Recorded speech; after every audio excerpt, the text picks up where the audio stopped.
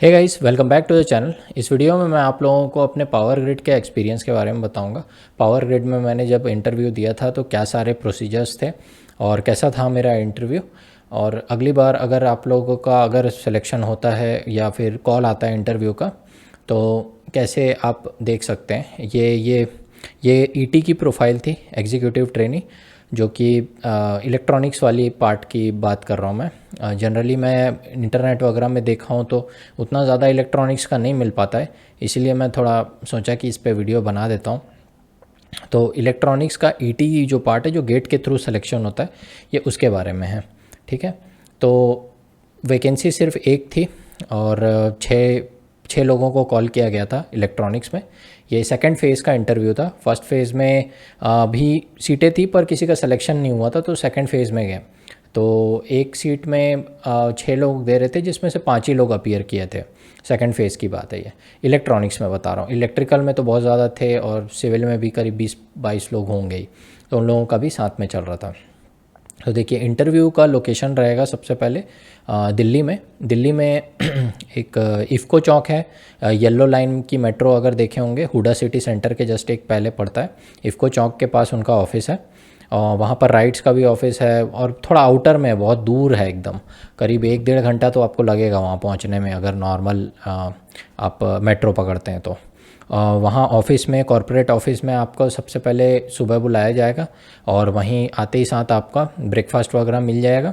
साथ ही साथ आपका डॉक्यूमेंट वेरिफिकेशन होगा। 3-4 लोग सब डॉक्यूमेंट वेरीफाई करेंगे आप लोगों का। और साथ ही साथ आपको एक बिहेवियर टेस्ट भी देना होगा। बिहेवियर टेस्ट मतलब उतना क्या बोलूँ, थोड़ा मतलब रैंडम टाइप का, उसके लिए आप प्रिपेयर नहीं कर सकते। उसमें क्वेश्चंस एकदम एकदम नॉर्मल रहेंगे, सिचुएशनल बेस रहेंगे और उसके कोई मार्क्स नहीं रहते। बस वो आपसे भरवाया जाता है, ऑनलाइन भरवाया जाएगा। तो कुछ छोटे मोटे क्वेश्चन रहेंगे कि सिचुएशनल टाइप के, तो आप कैसे एक्ट करोगे।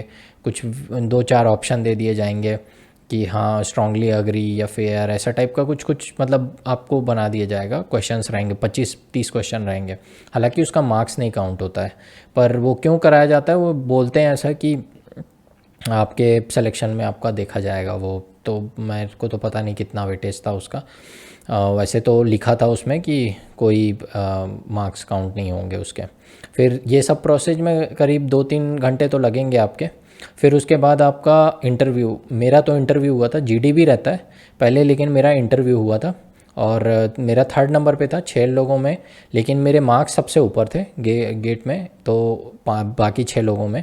तो मैं थोड़ा सोच रहा था कि शायद हो जाए, क्योंकि 85% लेती है वो गेट स्कोर का, और बाकी 15% में शायद 3% जीडी रहता है और बाकी 12% जो रहता है वो इंटरव्यू का वेटेज रहता है। लेकिन मैंने ये भी सुना था कि इंटरव्यू में अलग से परफॉर्म करना पड़ता है। तो टेलीकॉम सेक्टर का थोड़ा आपको मतलब नॉलेज वगैरह होना चाहिए कि कंपनी किस पे काम करती है। मैंने तो पहले उम्मीद ही नहीं की थी कि कॉल आएगा पावर ग्रिड वगैरह से, क्योंकि बहुत बड़ी कंपनी है और मैं सोचा था उतना कभी आएगा नहीं करके। तो शौक था मैं भी, जब सेकंड लिस्ट में नाम आया कि हाँ इंटरव्यू के लिए बुलाया, तो मैं बोला चलो एक्सपीरियंस के लिए दे देते हैं। तो इसलिए मेरे को ज़्यादा कुछ पता नहीं था कंपनी के बारे में, पर भी मैं चला गया था। बस इतना पता था कि कुछ टेलीकॉम सेक्टर में उनका पावर वगैरह, मतलब फाइबर वगैरह के थ्रू ट्रांसमिट करने का चलता है काम वगैरह। और भी बहुत सारे स्मार्ट ग्रिड वगैरह के काम हैं उनके, कंसल्टेंसी के हैं। एक आपको आखिरी में मैं पीडीएफ टाइप का दे दूंगा ताकि आपको कंपनी के बारे में नॉलेज हो जाए, जो मुझे वहाँ से मिला था।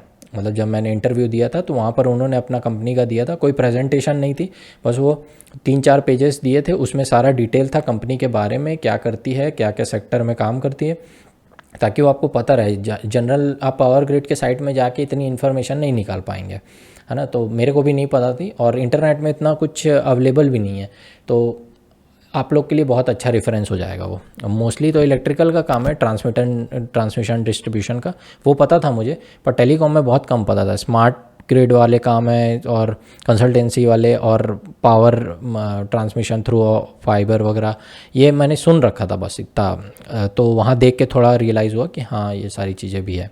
और भी सेक्टर्स में काम करती है, फॉरेन प्रोजेक्ट्स वगैरह भी रहते हैं।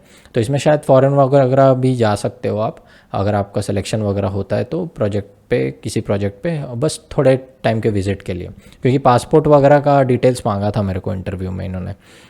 ठीक है, तो डॉक्यूमेंट वेरीफाई होगा सारा। अगर एनओसी वगैरह नहीं है आपके पास तो कोई दिक्कत नहीं, वो टाइम देते हैं। अगर आपका सिलेक्शन होगा तो वो लोग बोलेंगे कि इतने टाइम तक एनओसी ला के दे दो अपने प्रीवियस एम्प्लॉयर से, अगर नहीं है तो कोई दिक्कत नहीं है। फिर और जैसे पर्सनल इंटरव्यू शुरू होता है तो 5 से 10 मिनट का था, ज़्यादा कुछ था नहीं। वो पहले तो आपसे एक ऑनलाइन रेज्यूमे भरवाएंगे, जिसमें वो सारे क्वेश्चंस डाले होंगे कि आपकी हॉबीज़ क्या है, एकेडमिक अचीवमेंट क्या है, आपका क्या बोलते हैं, क्यों ज्वाइन करना चाहते हो पावर ग्रिड। तो मैंने जैसे रीज़न दिया था कि बेसिक पे ज़्यादा है, क्योंकि और कोई रीज़न मिल रहा नहीं था मेरी करंट जॉब से।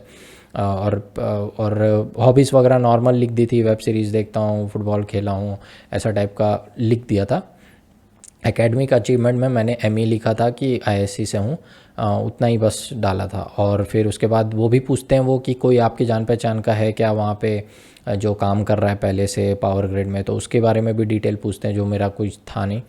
और आपकी प्रीवियस एम्प्लॉयमेंट के बारे में भी पूछेंगे। वो ऑनलाइन रेज्यूमे बड़ा नॉर्मल रहेगा, पर उसको वो देखते हैं, उसको पढ़ेंगे वो वहाँ आपके इंटरव्यू के टाइम पे।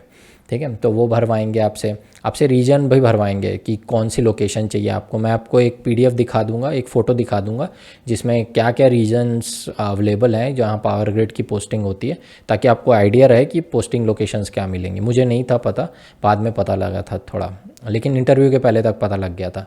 जब प्रेफरेंस भरनी होती है तो प्रेफरेंस मांगेंगे वो आपसे, रीजन का प्रेफरेंस मांगेंगे, लोकेशन का नहीं। ठीक है, फिर उसके बाद क्या हुआ, हाँ, जैसे इंटरव्यू शुरू होता है, कम से कम 8-9 लोग थे इंटरव्यू में।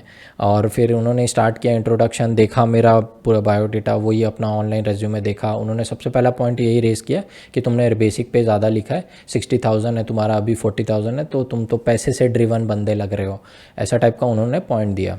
तो मैंने काउंटर में ऐसा पॉइंट मारा कि मेरे को इस बेसिक पे पहुंचने में बहुत टाइम लग जाएगा अभी करंट कंपनी में, इसीलिए मैं मतलब इस पोजीशन के लिए ट्राई कर रहा हूँ, जिससे मेरी एकदम जंप आ जाएगी बहुत। एक एग्ज़ाम दे के मेरी बहुत ज़्यादा बेसिक पे बढ़ जाएगी, जो यहाँ पर मेरे को 5 से 7 साल लग सकते हैं मैं भी। तो वो ठीक है बोले, पर भी वो बोल रहे थे कि पैसा अगर और ज़्यादा मिलेगा 1 लाख रुपए तो तुम तो वहाँ चले जाओगे, वैसा वैसा। तो थोड़ा कन्विंस नहीं हो पाए थे वो मुझसे उधर पे। ठीक है, फिर मेरे मास्टर्स प्रोजेक्ट के बारे में पूछा उन्होंने, बीटेक वाले प्रोजेक्ट, बीई वाले प्रोजेक्ट के बारे में नहीं पूछा, मास्टर्स वाले प्रोजेक्ट के बारे में बताया। तो फेस रिकॉग्निशन से रिलेटेड था, तो उन्होंने पूछा कि वहाँ कैमरा लगा हुआ है पीछे देखो, तो उसमें किस टाइप से वो रिकग्नाइज़ करेगा फेस, वो समझाओ थोड़ा। तो थोड़ा मैंने एल्गोरिदम वगैरह बताया, जैसा मैंने इम्प्लीमेंट किया था कॉलेज में, तो वही सब बताया। ठीक थे वो, कन्विंस लग रहे थे थोड़ा। फिर वो उनका कम्युनिकेशन मेन फोकस था, जो पहले पर्सन थे जो पूछ रहे थे, तो वही टेक्निकल उन्होंने ही पूछा। तो कम्युनिकेशन में जीएसएम के बारे में पूछा, उसमें कौन सा टाइप का मॉड्यूलेशन यूज़ होता है और उसके फ़ायदे क्या हैं। तो मैंने बताया था Gaussian minimum phase shift king और गॉसियन फेज शिफ्ट किंग वाला, और बैंडविड्थ कम लगती है, यही सब पढ़ा था मैंने। लेकिन वो उसमें भी कन्विंस नहीं हो रहे थे, उनको कोई नंबर जानना था, बिट रेट या बॉड रेट वाला 1.5 मेगाबिट्स समथिंग कुछ था, उन्होंने बोला भी था। हालांकि मुझे उतना आइडिया नहीं था जीएसएम का, बस थोड़ा बहुत फ्रीक्वेंसी का पता था और कौन सा मॉड्यूलेशन यूज़ होता है, कम क्या फ़ायदे हैं, बस वही पता था मेरे को थोड़ा। तो मेरे को लगा उसमें कन्विंस नहीं हुए वो। फिर उसके बाद उन्होंने रैंडम वेरिएबल और रैंडम प्रोसेस में डिफरेंस पूछा, वो मैंने बता दिया था। फिर उसके बाद उन्होंने कोई रियल लाइफ एग्जांपल बोला, तो वो भी मैंने बताया था। प्रोजेक्ट का हो गया और वही जीएसएम का हो गया, ये सारी चीज़ें पूछे। और उन्होंने एक क्वेश्चन पूछा जो एकदम सिली सा था, लेकिन मैं बता नहीं पाया, जो कि था कि एक मोबाइल फ़ोन की स्क्रीन को कैसे नापते हैं करके, उसको मेज़र कैसे करते हैं। तो उसका आंसर था डायगनली उसको मेज़र करते हैं, आपको पता होगा अगर, मेरे को नहीं पता था ये चीज़, तो मैं वहाँ पर अटक गया था, वो मैंने क्वेश्चन बिल्कुल ही नहीं बता पाया। तो थोड़ा डम फील हुआ मेरे को, लेकिन अब नहीं पता था तो नहीं पता था, क्या कर सकते हैं। मैं पहले पिक्सल वाला बोलने वाला था कि पिक्सल की साइज़ से, पर वो सही आंसर नहीं है, वो सुनना वो चाह रहे थे कि डायगनली मेज़र करते हैं स्क्रीन को। वो रीज़न आप लोग नेट पे सर्च कर लेना, पता नहीं, मुझे तो नहीं मालूम, कोई सेंस नहीं दिख रहा था, पता नहीं क्यों करते हैं। हालांकि मैंने सर्च किया था पर कुछ वैसा मिल नहीं रहा था, आपको पता हो तो कमेंट मार देना। फिर उसके बाद कंपनी से रिलेटेड मेरे से पूछे कि फ़्लाइट कैलिब्रेशन वगैरह कैसे होता है, तो मैंने बताया कि अलग से फ़्लाइट आता है और वो मेजर करता है इलेक्ट्रॉनिक सिग्नल्स जो भेज रहा है इक्विपमेंट ग्राउंड से, और कोई अगर दिक्कत रहती तो उसको कैलिब्रेट करने बोलते हैं कि कम ज़्यादा कर दो, और वही सेट होता है फिर 5-7 महीने के लिए। वह सब कुछ बताया मैंने, वो मेरे को पता था अच्छे से, उसके बारे में बताया। फिर एक मैडम थी, वो थोड़ा कन्विंस नहीं हुई क्योंकि वो भी सोच रही थी कि ये मनी माइंडेड है थोड़ा, और हालांकि मैं उतना नहीं हूँ, लेकिन कोई रीज़न मिल नहीं रहा था, मैंने एक्सपेक्ट ही नहीं किया था पावर ग्रिड का इंटरव्यू। फिर उसके बाद एक सर मुझे उस पर टारगेट किए कि पोस्टिंग लोकेशन तुम्हारी अभी मुंबई है, तुम तो मेट्रो सिटी में रह रहे हो, तुम तो अच्छी लाइफ जी रहे हो, तो यहाँ क्यों आना चाहते हो, यहाँ तो रिमोट लोकेशन रहेगी तुम्हारी। तो उसमें भी मैं कन्विंस नहीं कर पा रहा था, मैं ऐसा रीज़न दे रहा था कि नहीं एडजस्ट हो जाऊँगा, कर लूँगा, वो कन्विंसिंग नहीं लग रहा था उन्हें। और टू बी फ्रैंक मेरे तरफ से भी मुझे लग रहा था कि कन्विंसिंग नहीं है, कि क्योंकि क्या ही रीज़न दोगे आप, क्योंकि आजकल आपको आज नहीं तो कल तो फैमिली रहेगी आपकी, अगर तो अच्छी जगह खा रहे हो, रह रहे हो, अच्छी जगह एजुकेशन दे रहे, ये सब चीज़ें की वजह से मेट्रो में मतलब ऑब्वियसली लोग रहना पसंद करते हैं यूजुअली, क्योंकि थोड़ी अच्छी लाइफ रहेगी आपकी, और रिमोट लोकेशन से ही बचते हैं लोग पीएसयूज़ वगैरह में। और मैं वहीं जाना चाह रहा हूँ, तो वो थोड़ा सा मैच नहीं कर रहा था कि तुम्हारे पास ऑलरेडी अच्छी पोजीशन है, मुंबई में हो पोस्टेड, अच्छी सैलरी है, क्या दिक्कत है, तो वहाँ कन्विंस नहीं कर पाया। और सैलरी वाले पार्ट में कि बेसिक पे ज़्यादा है इसलिए, तो वो कन्विंस नहीं कर पाया। फिर वो स्क्रीन वाला साइज़ वाला पूछे, वो भी नहीं बता पाया था मैं, तो थोड़ा मेरे को लगने लग गया कि बहुत मुश्किल है, अब तो शायद ही हो, क्योंकि एक ही सीट है और 5-6 लोग हैं, बाकी लोग भी अच्छे अच्छे थे, बाकी लोगों का भी क्वेश्चंस वगैरह इसी टाइप का था, कुछ का कंपनी से था, एनटीपीसी वगैरह से थे कुछ लोग, तो उनकी कंपनी से था। रिमोट लोकेशंस का उनको दिक्कत नहीं, क्योंकि वो लोग एनटीपीसी में भी रिमोट में रहेंगे, यहाँ भी रिमोट पे ही रहेंगे। फिर टेलीकॉम वगैरह के बारे में, कंपनी वगैरह का ज़्यादा नॉलेज था उन्हें, जो मेरे को उतना नहीं था, मैं बस थोड़ा सा रिवाइज़ वगैरह करके आ गया था। हालांकि मैं सोचा था कि शायद गेट स्कोर ज़्यादा है मेरा बाकियों से, तो हो जाएगा, पर ऐसा हुआ नहीं, है ना। फिर उसके बाद यही 10-15 मिनट चला होगा, इन्होंने बेसिक रीज़न पूछे, और उनका मेन कंसर्न यही था कि क्यों ज्वाइन करना चाहते हो, क्या रह पाएगा कि नहीं रह पाएगा रिमोट लोकेशन में, वो सब चीज़ें उनको लगी कन्विंसिंग है कि नहीं है। फिर उसके बाद उन्होंने छोड़ दिया, बाकी सबका भी हुआ 4-5 लोगों का। तो फिर उसके बाद हम लोग खाना वाना खाए, खाना भी वहीं मिलेगा, अच्छा खासा खाना मिलेगा, ब्रेकफास्ट और खाना मिला था दोनों हमको।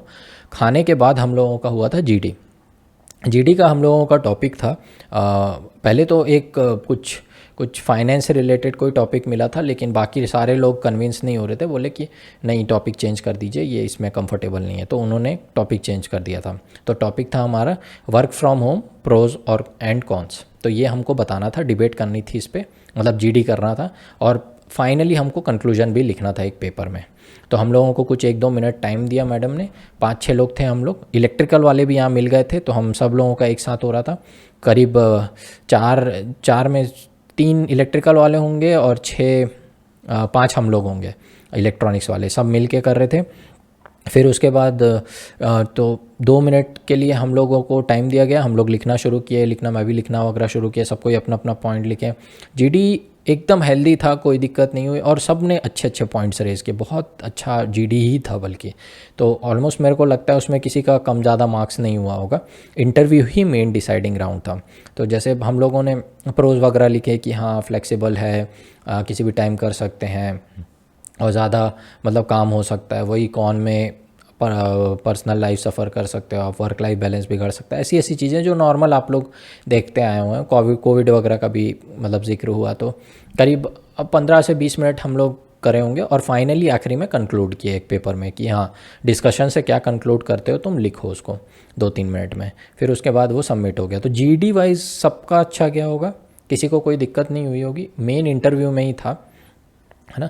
तो और फिर उसके बाद ट्रैवलिंग अलाउंस वगैरह के लिए हम लोग फॉर्म भरे, वो भी मिल जाता है। बाकी लोग तो 10-15 हज़ार रुपये खर्च करके आए थे, क्योंकि जॉब भी चल रही है उनकी, सबकी जॉब वाले ही थे, सिर्फ एक बंदी थी जो जॉब वाली नहीं थी। तो बाकी सब लोग अच्छा खर्च करके आए थे, मैं करीब 7-8 हज़ार खर्च करके गया था। तो रिम्बर्समेंट में मुझे बल्कि 1500 ही मिले, बाकी लोगों का पता नहीं। तो रिम्बर्स हो जाता है, और जनरली वो लोग स्लीपर क्लास का ट्रेन टिकट रिम्बर्स करते हैं, फ़्लाइट या सेकंड एसी वगैरह, थर्ड एसी वगैरह नहीं करेंगे, ठीक है। और शॉर्टेस्ट रूट वगैरह वो सब तो जानते ही होंगे। फिर वो सब हमने भरा फॉर्म, फ़ोटो खिंचाए और रास्ता नाप लिए। तो फिर उसके बाद हम लोग निकल गए। करीब 15 से 20 दिन बाद रिज़ल्ट आया था, जिसमें मेरा सिलेक्शन नहीं हुआ था, एक बंदे का हुआ था, हम 5 लोगों में। और उसके बाद मुझे पता नहीं उसने ज्वाइन किया कि नहीं। जब पता चल गया मुझे मेरा सिलेक्शन नहीं हुआ है, तो मैंने फिर छोड़ दिया। तो ये था मेरा एक्सपीरियंस, और ऑलमोस्ट मेरे को इंटरव्यू से समझ में आ गया था कि मेरा सिलेक्शन नहीं होगा, क्योंकि मैं बहुत सारे जगह पॉइंट कन्विंस नहीं कर पा रहा था उनको। इनफैक्ट मैं खुद भी मतलब इतना वो नहीं था कि ज्वाइन करना ही है पावर ग्रिड, क्योंकि लोकेशन का एक तो मेन कंसर्न है। मुंबई है, जब मेरे पास अच्छा लग भी रहा है यहाँ, तो मैंने सोचा क्यों ही चेंज करना। तो एक तरह से समझ लीजिए उन्होंने वो देख लिया होगा may be, so that's why मुझे मिला नहीं। ऑल्दो गेट स्कोर हाई था, लेकिन उसके बावजूद नहीं मिला। तो ऐसा सिचुएशन हो सकता है, ठीक है। अभी मैं थोड़ा एक आध दो वो दिखा दूंगा कि रीजन्स कैसे मिलते हैं, और एक पीडीएफ दिखा दूंगा जिसमें आप लोगों को कंपनी के बारे में थोड़ा आइडिया लग जाए। वो ज़रूर देख लेना, ताकि आपको थोड़ा फील आ जाए कि क्या काम करती है पावर ग्रिड। मतलब ऐसे ही जस्ट बिकॉज कि महारत न है, वैसा टाइप का जाना सही नहीं है इंटरव्यू में, ठीक है।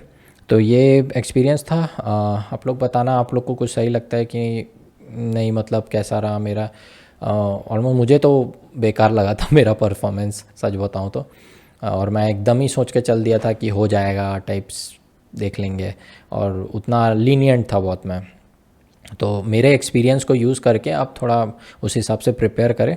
कई लोगों को मैंने देखा है कि कंपनी के बारे में भी पूछती हैं, मतलब इंटरव्यूअर जो है कंपनी के बारे में भी पूछता है कि कंपनी की नॉलेज है कि नहीं, कितना ग्रोथ है, क्या टर्नओवर है, ये सब चीज़ें भी हैं। तो वो सब भी देख वगैरह करके जाना।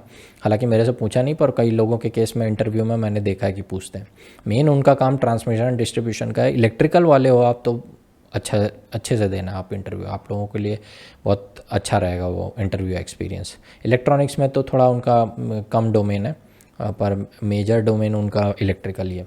सो यही था मेरा एक्सपीरियंस। अगली बार मैं कोई और वीडियो बनाता हूँ, देखता हूँ कुछ अच्छा सा।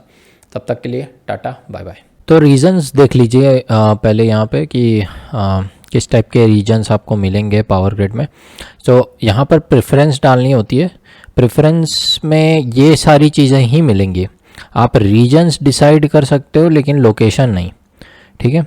ये हेडक्वार्टर मिलेगा कि नहीं, या फिर दिल्ली मिलेगा कि नहीं, कुछ लोगों को लगता होगा, या बिहार झारखंड मिलेगा कि नहीं, ये आपके हाथ में नहीं है। आपके हाथ में सिर्फ ये है। इनको आप पूरे को अरेंज करना है आपको। कौन सा वाला आपकी फर्स्ट प्रेफरेंस है, नॉर्दर्न रीजन 1 या northern region 3, western region, southern region. So सबको आपको यहाँ पर देना पड़ेगा। पूरे 10 कितने, 3 3 6 7 8 9 10 11 टोटल यहाँ लिखने पड़ेंगे।